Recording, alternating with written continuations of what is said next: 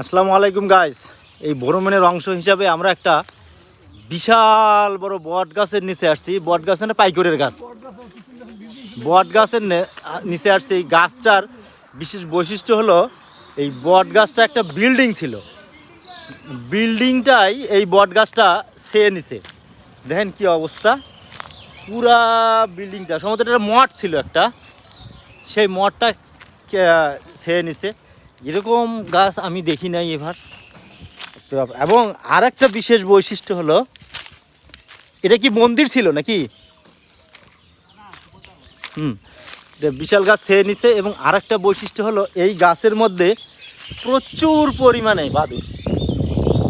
এত পরিমাণ একটা গাছে যে বাদুড় আছে আমি জীবনেও দেখি নাই। আপনাদের সাথে কথা বলতেও ভয় লাগতেছে, কোথায় বাদুড় আবার বিষটা ছাড়ে।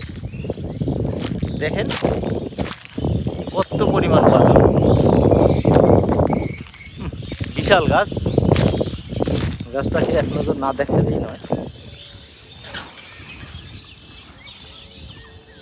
দেখেন গাছটা কত বড় গাছ, এত বড় গাছ। সেই গাছে আবার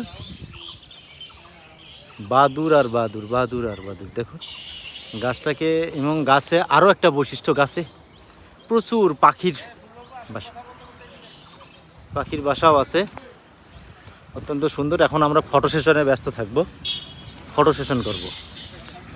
নিশ্চিতভাবে ফটো সেশন করতে হবে আমাদের।